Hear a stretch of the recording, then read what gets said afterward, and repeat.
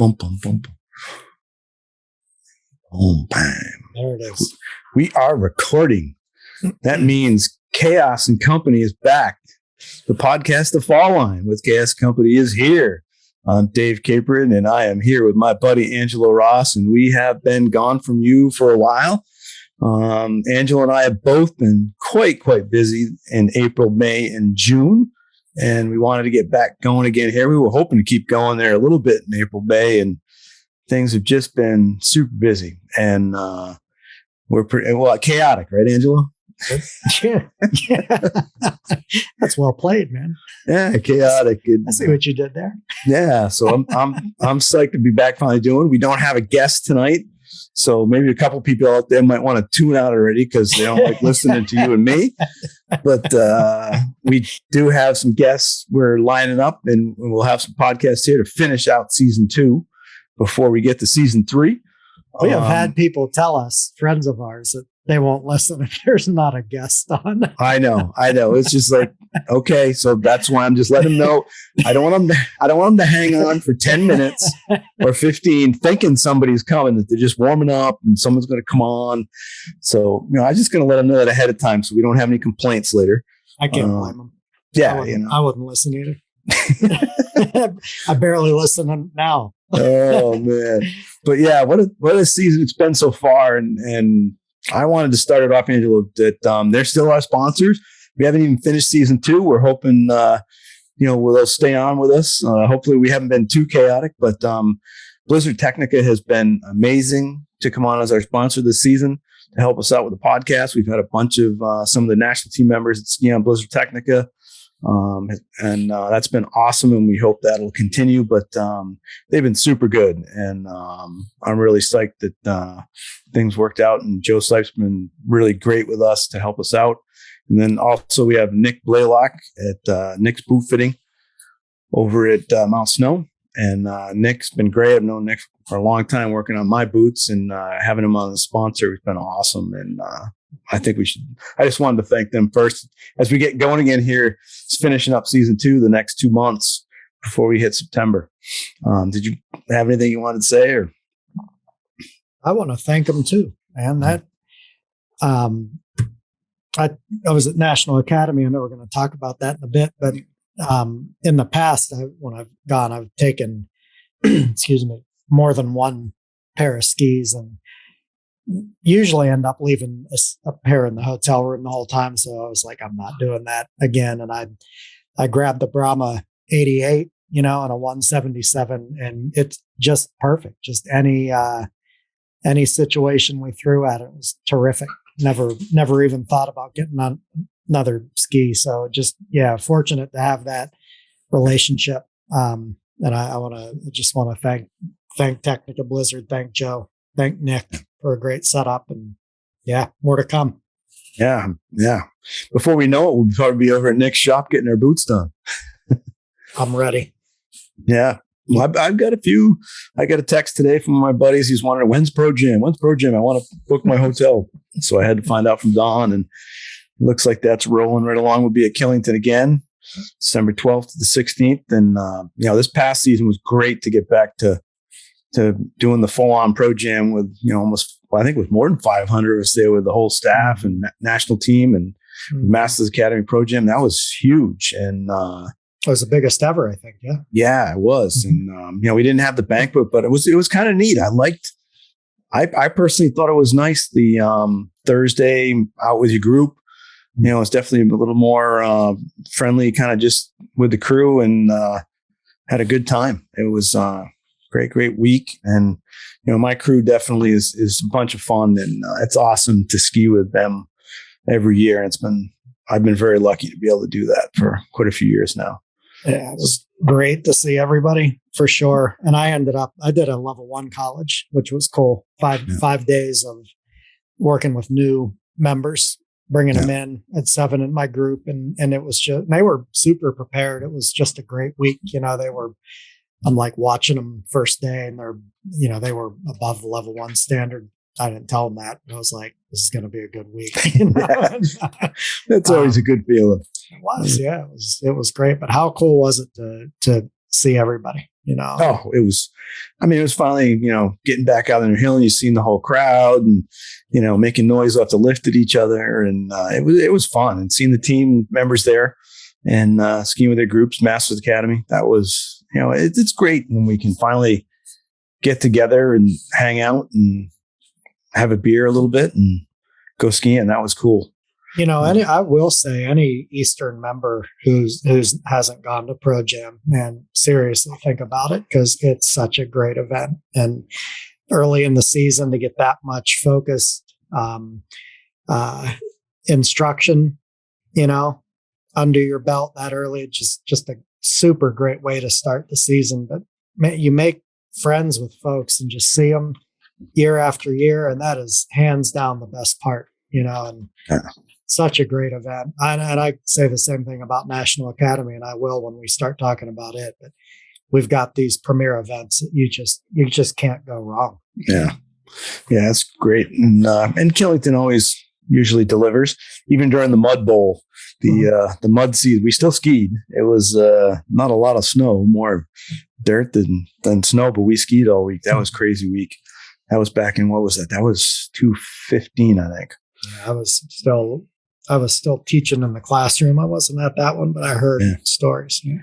It was nuts. But it is crazy. I mean, it's not our very first event of the season because we have usually at least management seminars before that. But the full-on educational event with all our members, that's definitely, it's like the premier event of the entire season. We start with it and everybody's jazzed. I know I'm excited.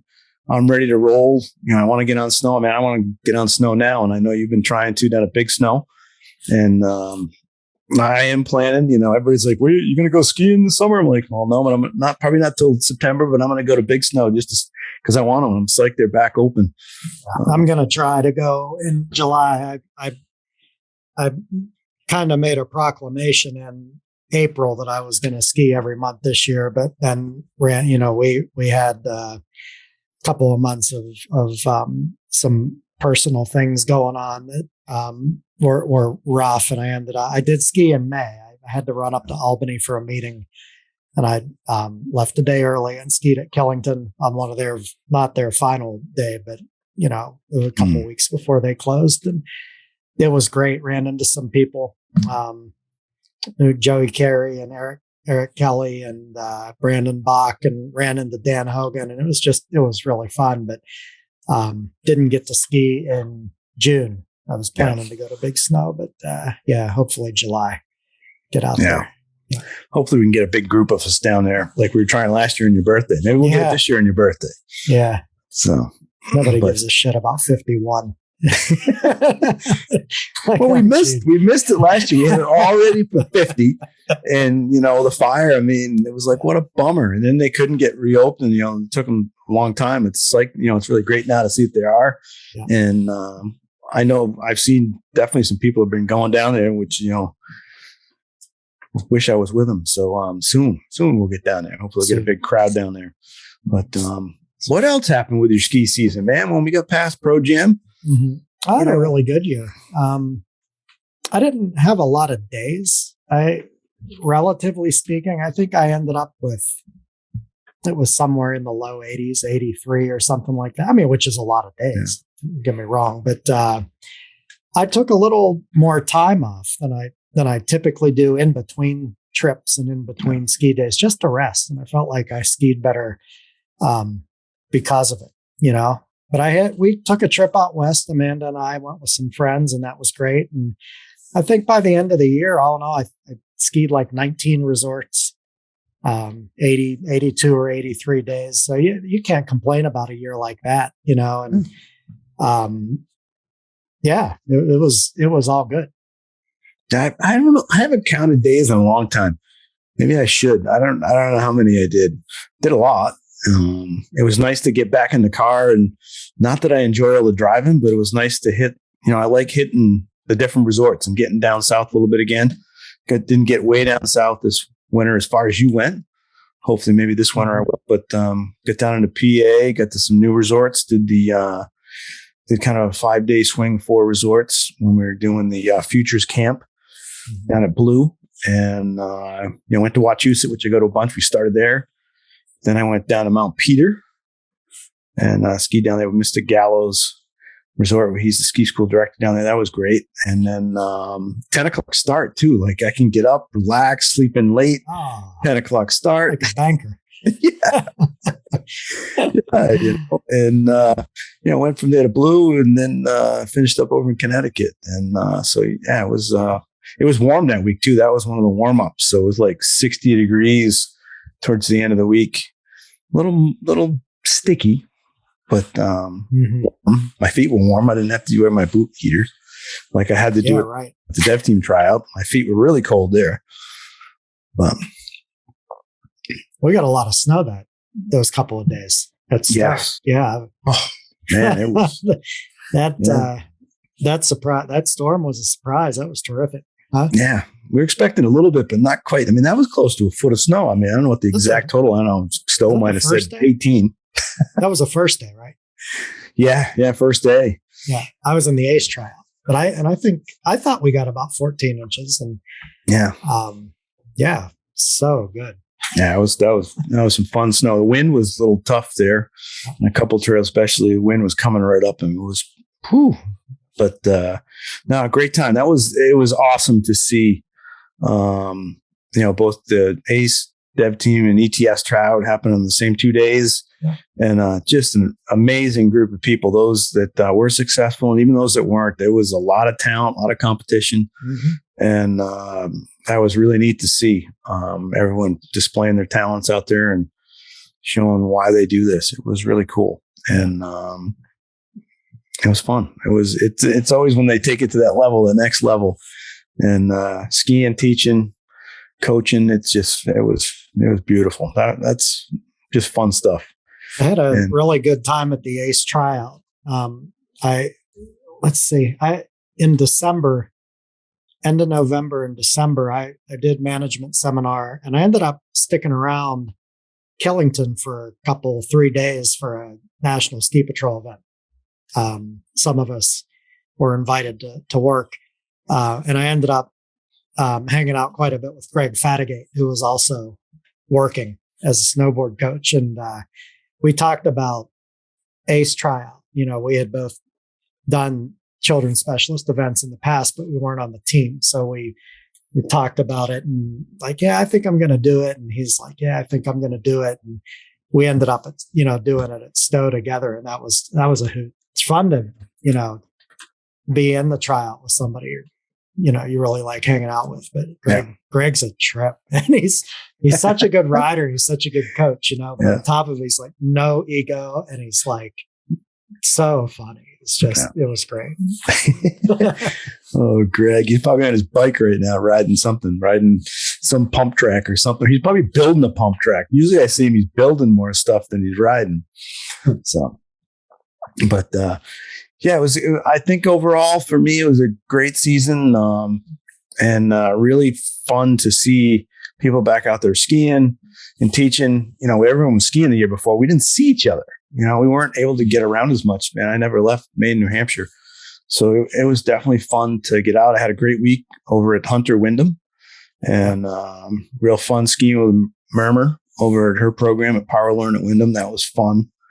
And then did the Hunter week, and that was part of the exam stuff. And exams, I know, were a big part of your season as an examiner in training. And how many exams just this past season were you involved with? I was at level 2 stuff at Seven Springs, level 3 stuff at Hunter, level 2 stuff at Wyndham. That might have been it, because I had knocked out quite a few the year before. But they're intense, and it was across the board. People were pretty prepared. It seemed like there's just a lot of hunger out there, because pandemic was so kind of disappointing for people. I think those exam candidates, the ones I saw, really invested and did really well. It's pretty high caliber. Yeah, groups, and I think the whole new standards, our new national standards and then the assessment forms and all that. I mean, that was definitely something we were working on the ed staff side. trying to figure that all out in the laptops and stuff. And hey, let's do it on our phone or iPad. And that wasn't working too well. So we definitely had to go to the laptops. But that, I mean, once we got the kinks out of that on our end, that it was a great thing. I think it's going to move forward. Chris Erickson's doing a great job for us here in the Eastern region. And it's kind of neat to finally see us across the whole country do some things super consistent. Yeah. That we're all using the same assessment form, assessment criteria, assessment activities type stuff. And that's going to get even more consistent over the next few years, which is really cool.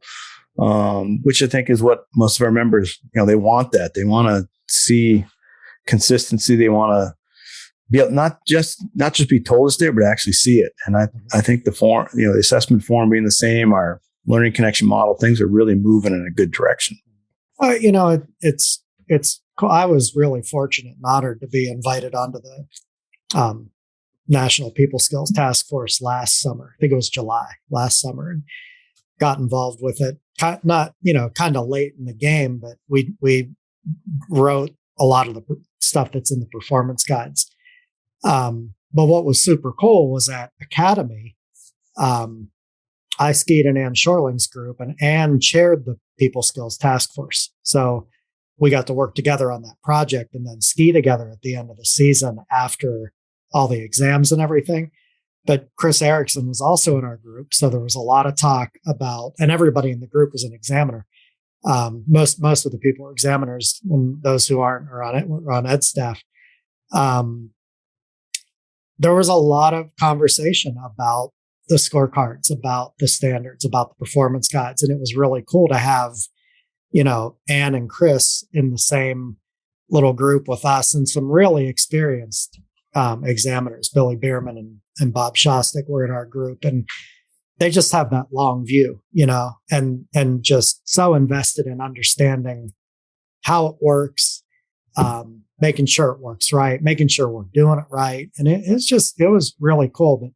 But I did want to say that through the winter, it was obvious the exam candidates who had studied all the stuff that's online now, like the scorecards, for example, the assessment forms, they talk about it. It's part of their language.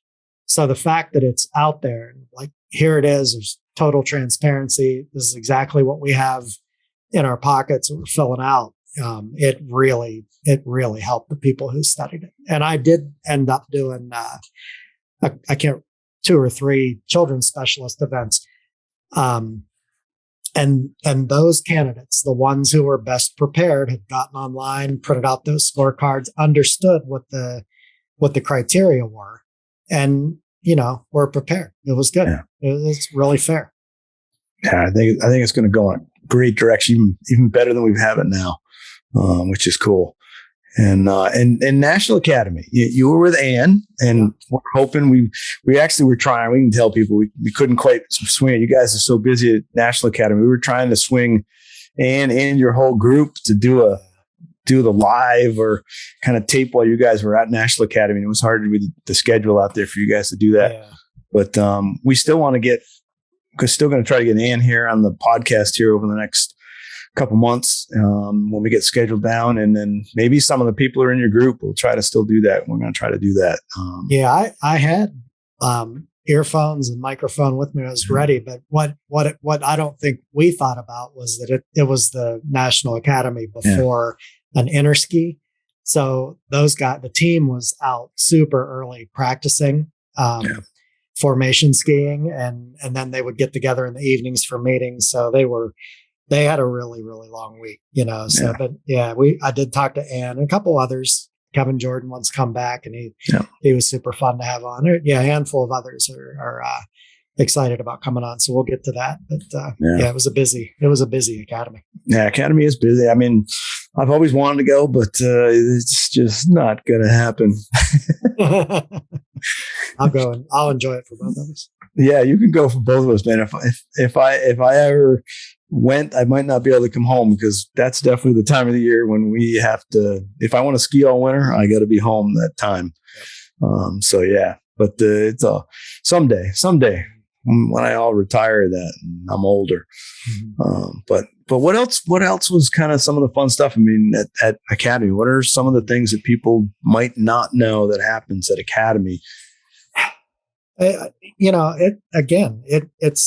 I just gotta say, anybody who's a member of the PSIA ASI who hasn't gone to a national academy, and I hear people say, we take our ski vacation. Man, that totally is a ski vacation. It's so amazing. But I think my perspective this year, this was my fourth one in a row. I guess I missed when we had the pandemic, but I've gone to the last four, and so now I went a little more prepared this year. I learned some things over the winter. I did some specific research over the winter of things that I'm interested in, things that I believe about skiing, and so I took those ideas with me, and just got a chance to run them, not just by Ann, but that group we had is loaded for bear. So just bouncing these ideas off people who have a lot of experience. But, I think it's real easy to, we sort of get trapped in our little bubbles, and that might be your home area. You only ski or mostly ski at your resort. Sometimes for us being on the road, we get in these little micro loops, and I end up at you see the same people throughout the winter because you end up going to the same resorts. But it's easy to forget that there is a big, wide world out there of folks who are really, really knowledgeable lifers in this industry, and had an opportunity to ski with not only Ann, who's a terrific coach and just a ripper. She just rips. Got to ski with Mike Porter, got to ski with Chris Fellows, got to ski with Jonathan Ballou and Ron Kipp, and spent a lot of time with Pete Allison, and skiing with Porter, skiing with Chris Fellows, and with Ron Kipp. I mean, that's an honor, and you're a little starstruck skiing with those guys, but the opportunity to bounce ideas off of them and see what they think about them. And some of this, some of my stuff they liked, and other stuff like, I don't quite see that. And, that's really how you grow, and I just encourage any member who hasn't gone to an academy to just go, just go see what that's about. Cause you're talking to the best coaches on the planet. There's no question. Yeah, I'm jealous. Well, I hear you. I would be too. Because it is. It's one of those premier things. And you do, and like you said, you get in your bubble. Yeah. And it's nice to. I mean, out there, it's like everybody comes from everywhere in the country, and the best coaches are there. Mm-hmm. It's really cool to be there and do that. And if you can, you should. It's got to be. I know it's an amazing experience just from everybody that's gone and come back and talked about it and go back. I mean, we were talking about it with the crew when we were doing our bourbon calls, with our Zoom calls with the 12, 14 of us here in the East. That Bobby the other day when we do it 2 weeks ago. Bobby's like, "Okay, everybody on this call, we all got to commit to go next year. We're all going to Academy." I'm there. I'm like, everybody's going ahead. I'm like, I'm just quiet. Bob goes, "That's you too, that flower boy." And I'm like, see, the flower boy, that keeps me home. Yeah. But I wish I could go, man. I would love to.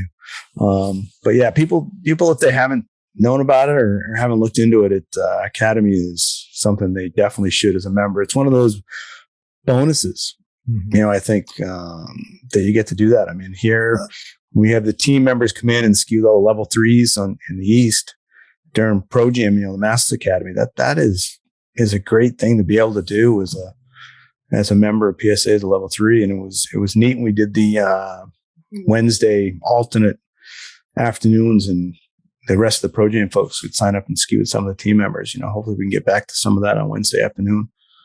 Would be great. Yeah. I was just getting all these memories back now. I went out with Jonathan Ballou one afternoon, and we did an afternoon called Pattern Breakers. Just had us doing just weird shit. Like how much weird shit can you do? Like, I mean, it's basically like, can you pat your head and rub your belly while you're skiing down the hill? But it's way harder than that. And not only is Jonathan, he's an amazing skier, but he's a musician. So he can separate what one part of his body does from the other part. And that was what we were doing down the hill. And it's so humbling, and everybody messes it up. Even Jonathan's like, your brain gets scrambled and you have to stop and you're like, what the hell was I doing? And you're laughing about it. And it's just so cool. But man, what an opportunity for growth. It's a big sky the next 2 years. So I just, if that's not a ski vacation, I don't know what is. Oh man, I went there. Mr. Kenny Sauer was able to get me to go out there. Went out there the February before we hit the pandemic, which I guess at that point we were in it and didn't know it already. Yeah, and we were out there. That was my first time to Big Sky, and it was awesome. Absolutely amazing. I definitely want to go back again, and wish it was during Academy, but I definitely want to go back to Big Sky. That was just an amazing place to ski. And and there for the weekend, I didn't hit everything. I'll go with you. Yeah, there we go. We'll do you could be there for a season and not hit everything. Dude. It's like, somebody told me if you drive if you're at the base looking up, from the farthest base lodge on your left to the farthest base lodge on your right is a 9-mile drive. Yeah. I mean, it's just amazing terrain. It's just terrain. It's crazy. Yeah. But, so when do you plan on hitting big snow here? Thinking about big mountains, Big Sky, big snow? I think it's probably going to be third week of July. July. Yeah. My mom's birthday is in a couple of days. So we're going to hang out for a couple of days with her. I have some bike trips the first part of August. So I'm thinking third week of July. I might try to get out there and take a few runs. Cool. Yeah. Well, I know it was last year, before they had the issue in September, I could see members and staff and even Ed staff, they was posting all summer long going and skiing, once a week or once a month or something like that. It was a bunch of people going. So we'll see if we start seeing that again now they're open. I've seen a few, haven't seen a bunch on there, but on Facebook and social media, but hopefully I'll start seeing some more. And some big things for you this winter, man. I mean, the Advanced Chosen Educator, you were successful at the ACE tryout. So you're now a member of our ACE team here in the Eastern region. That's awesome. Congrats. Thank you. Yeah. And also, I know there's a new educational task force here in the Eastern region that you're going to be the chairperson of. Yeah. And I don't know. I know it's very early in the stages, just formed. And our higher ups, our CEO Kathy Brennan and Don Heringer have been steering you guys, and I don't know how much you can say, but I think that's going to be exciting to have an education committee task force rolling along for us here when we're an educational organization. Yeah, it's a little bit of a throwback. We historically had two separate committees. We had an education committee and a certification committee and the management committee, which still exists. Michael Mendrick, as CEO, decided to combine education and certification a handful of years ago. Not exactly when, and Chris Erickson was chairing that combined group. It's a lot of work. It's not only a lot of work for one person, it's a lot of work for a committee, So Kathy's decided to split it back in half, and I was honored that she asked me to chair it. And of course I agreed. I had been chairing the e-learning task force, so the education committee has sort of absorbed that role, that because it makes sense to house that sort of thing in the ed committee. But we're really early in the game. I've put together the committee, and really impressive group of people. I'll just read the names out: Chris Dayton, Brian McVicker, Danielle Needle, Tom Mulligan, Augie Young, Jay Nation, Tina Buckley, and Allie Spalding, and I comprise the committee. Everybody brings multiple angles to the committee, which is real. Like Chris Dayton, for example, is an Alpine examiner. He was also a school teacher, so he understands curriculum, understands pedagogy. Brian McVicker, Alpine examiner, owned and operated the trapeze schools. And I had the pleasure and privilege of understudying Brian this past winter in an FS1 event. And there's nobody who understands how a body moves better than Brian McVicker, just from being a trapeze artist and a gymnast. He's just amazing, Tom Mulligan, you remember, he was doing that series on YouTube, the Meet the Ed stuff. So he's such a creative, and he's snowboard ETS and just super, super cool. But and Augie's an alpine examiner and an adaptive examiner, and Jay Nation's a tele examiner and an alpine level 3. Like, just everybody brings something. Allie Spalding has an education degree. Tina Buckley's alpine dev team and an ace.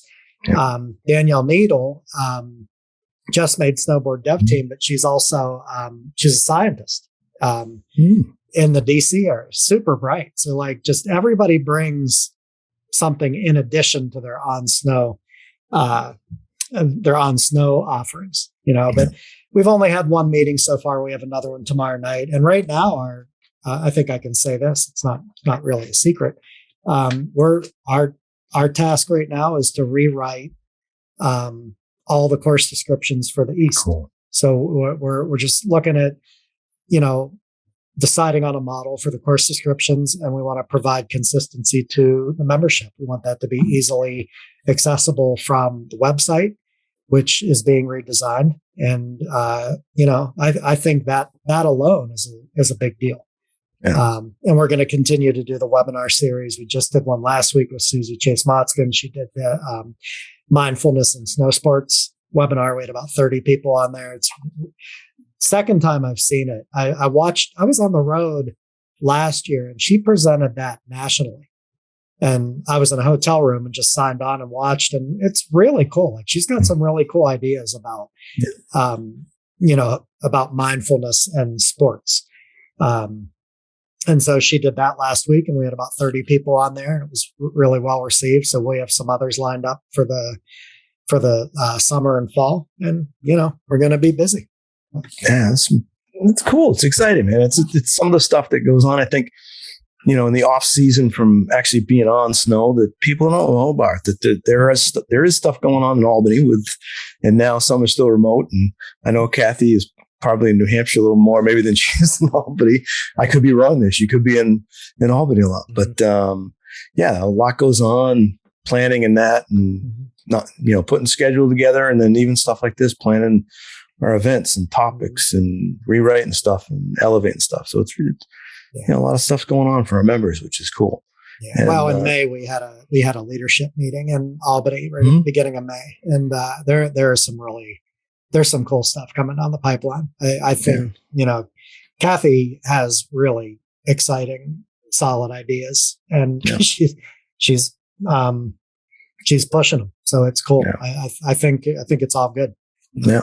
Mm-hmm. Yeah. And we'll be rolling here on KS Company. We might have to have Kathy back here, or at least invite her, and hopefully she comes back so we can get her here as we move towards fall, maybe early fall, to when things are really planned out, and she can kind of let us know what is going to be exciting for the winter. Yeah. It'd be great to have her back. Maybe get Don on, Mr. Haringa, our Director of Education Programs. We'll have to, this is a great way to get him on, because then people ask me, you tell them now we want to have him on before we ask them, behind the scenes, ask them right on the air. Yeah. And, I'd love to have them on to chat about what's going to be going on once they get it all panned out and ready to roll. Because our guests have really made the podcast awesome. And I wanted to, we didn't do it right in the very beginning, but I wanted to thank our guests too. We thanked our sponsors, but the folks that have been on the podcast with us that come on and take the time out and come on to do this. Some have to do it at some pretty interesting hours when we're doing the East-West Coast type thing. We've done that on both sides. So it's great to have them on. And, my God, Angelo, your dream podcast. We were able to do it. What are we going to do now, man? We had Wayne Wong on. We got the poster up. You got yours up. Yep. It was awesome having him on. He was so cool. and it was so awesome that he agreed to come on. It was really great and a lot of fun. And I know we'll have him back because when we went off there, he's like, "Oh, I'll come back. Just give me a call anytime." So we'll definitely have to be sending a text out sometime to see what's going on there. Ellen Post Foster, awesome. And also, Mr. Rogan's been on a bunch of times. Allie Cummings came on. That was a fun one with Allie. Yeah. She's just been here doing great things for so long in the East. And it was great chatting with her. And I had the pleasure of skiing different times with Allie so many times over the years, even before I was an ed staff member. Get to ski with her was awesome. I remember that. Greg Dixon, coach of the telly team for our national team. Awesome. I want to go telly skiing with him. I don't mind if my legs burn and hurt and whatever. I want to go skiing with Greg, definitely. Something tells me they'll burn and hurt. Oh, yeah. They burn anyways when I get my telly gear on. And, I love telling with the crew here in the East also. Hafer, that was fun. And I'm still waiting. I did see that. I saw some photos. I can't remember who, if it was you or somebody took the photo, something that the wrestling match started that they were talking about. I did see one of them holding the other one over their shoulder or something. That was at National Academy, I believe. That was at the sponsor party. Yeah. Yeah. I didn't instigate it. I wasn't, they were outside. I was inside and I was walking out to go back to my room or to go to dinner or something. And Hafer grabbed me and said, "It went down." They both said they both claimed victory. Yeah, of course. Nobody there to referee. Draw. Yeah, we'll call it a draw. Oh man. But we just had, Murmur Blakesley came on. Who else? We started the season with Sue Kramer, coach of our ed staff, our examiner coach here in the Eastern region. Always great to talk with Sue. And then we had T-Bar, Terry Barber, Dave Wen, just awesome. We were able to have Nick on, Nick Blaylock. We had Kevin Jordan and Mark Aiken with the new children's manual. That was really cool to chat about that. That's a great piece that's been done. And if people don't have it, they do have it because if they're a member, everybody gets that one free electronically. So they should be looking it up and checking that one out. And Mark, who was an advanced children's educator, also after he was on the podcast, made the Alpine Dev team. Yeah. He's now on the development team here in the East. So that is awesome. Yeah, good for him. We've got a really awesome dev team right now. A lot of people on there doing some great things. We had Tyler Sullivan just was published. He's on the development team. Made it the year before, so he's been on this for the second year on the team, and he just got it's a great article, freestyle article in the Snow Pro that if people haven't checked out, should check that out, which is awesome. Let's see, who else do we have on the people? If they haven't listened, should go. Brian Smith, man, that was a great one. Chatting with Brian, it's always fun. Brian is the storyteller, man, and it is neat. I mean, he talked a lot about how telling stories is part of his makeup and how he connects with people. That was just, it's always a lot of fun chatting with Brian. I think last winter, wherever I go, people come up and talk about the podcast. It's kind of overwhelming, but I would be willing to bet that last winter, more people came up to me and talked about Brian's and they just loved the way he told stories and the way he connects with people, Yeah. And then Leslie Baker Brown from Technical Blizzard was on, and Leslie's amazing. Just really knows the ski industry, is doing some amazing things for women with the support of Technical Blizzard. They're doing some great stuff and the scholarship stuff and the Women to Women program. If people haven't seen that podcast, haven't listened to the podcast or seen it, watching on YouTube or I didn't know about, they should check that out and check out some of the stuff they're doing, because there's some awesome things that they're doing. On the Women's Summit was just before all the ed staff trials. Yeah, that was amazing to be able to have Leslie on. Brenda Kelleher and Keely Wabble. That was cool to have a team member from another country chatting with. And that was, Brenna was able to make that happen for us. And we've had Brenna on. I would think that was her second time on the podcast, because she's on season 1, and hopefully we'll have her back. Maybe we'll have her sister on with her, which would be great. We've tried to do that and just had some scheduling issues, but Brenna's always fun, man. If I go to Big Sky, I'm going to look up Brenna because I know she knows that place, man. And hopefully she can show us around, Angelo. I think she'd like to. She asked where you were. I know. I would love to have been there, but I just got to go. I got to go before March. I got to go that January, early February time. So that's when we'll have to do it. But it's just a great season so far. And I know you and I have talked a little bit through text and barely even had time to get on the phone with each other. Might do this. That we missed getting out there and chatting. We've had people say they wanted us to get going. We wanted to get going as much as some of you wanted us to get going, and we just wanted to touch base and thank everybody. Let you know we got some stuff. We definitely have things coming out here for July and August, and we're already starting to plan for our season 3, September through. What are you doing these days to get ready for next season? You thinking about it?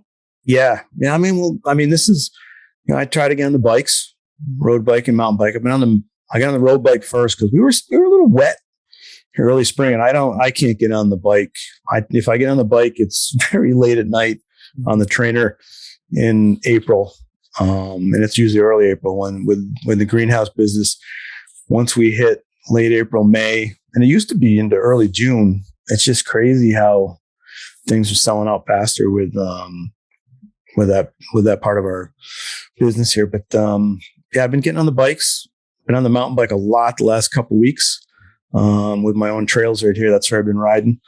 But I like to mix it up. I got to force myself. My road bike's getting a little lonely, but it's okay. I'd rather be on the mountain bike right now through 4th of July. A little too much traffic out there. But the bikes are what I hit first. And then Miss King, Margie King, who was one of our podcast guests this season, would be, she's pushing me to stay on the roller. I got to get back on the roller a little bit, start the flexibility stretching, which, that also helped my core a little bit in terms of when I'm on the roller and doing that stuff. Mm-hmm. The one thing I want to put back into that we did years ago that, you and I have talked about, and, you're the skateboard man, but I want to get back on the rollerblades. So I'm working on doing that.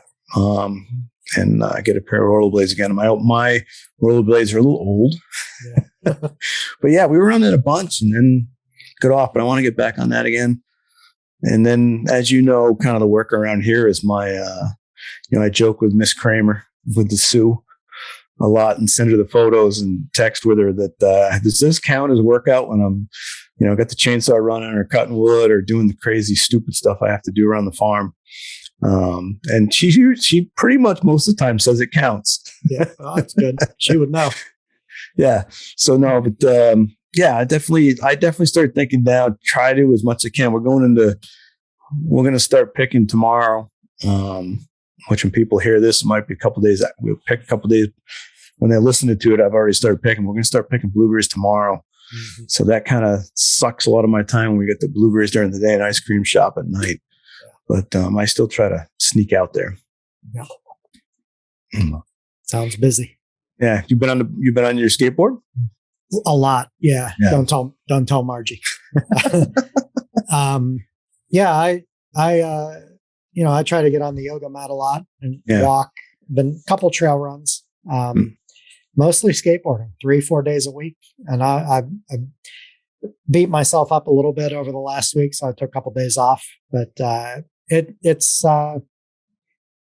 good for my head to think about movement, because that's what we do. And Ned Crossley always says we're movement coaches. We coach movement, and I believe that, and I believe it more now than I used to. That you have to move your body when you're skiing. You have to move your body. Body parts have to move.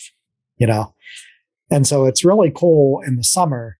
I skate in the winter, but not very much. But it's cool to try new things, try new tricks, and really pay attention to how your body wants to move.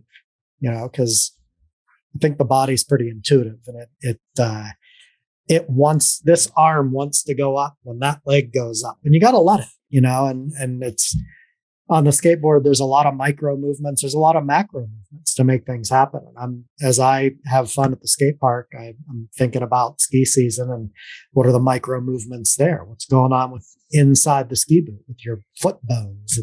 But what are the big movements? And there are big movements in skiing, but they're they're spread out over time, but look at how much the thighs move throughout turns. The thighs are really moving like this. And so both the arms need to do that. And, just thinking about that quite a bit, but on the skateboard in a different sport. And I really enjoy that, and learn lessons and then apply them on the hill in the winter.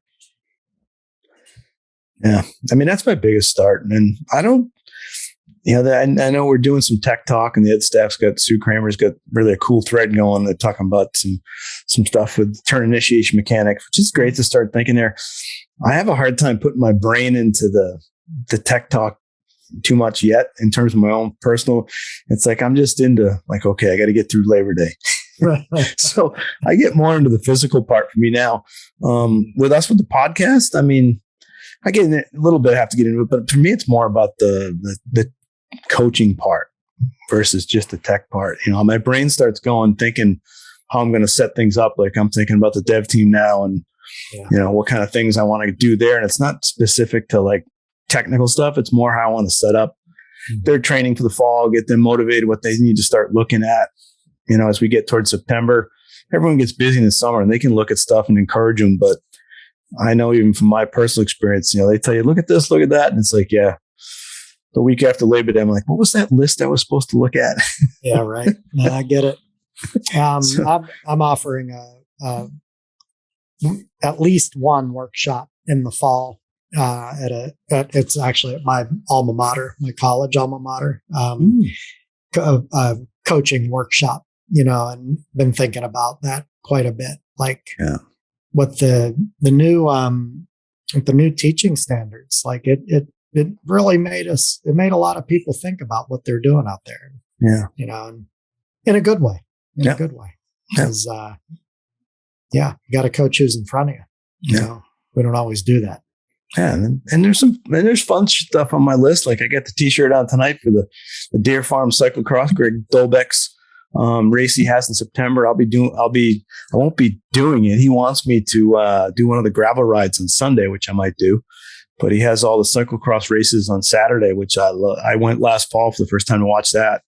And I'm going to go back to that. It's, I don't know the exact, it's like the third weekend in September. Don't know the exact, it's, if you look up Deer Farm Cyclocross and Greg Dolbeck, you can find it out. We should post it somewhere here on our YouTube site or whatever. But it's a great race, man. If you can remember the password. Yeah, I got to remember the password. Jesus.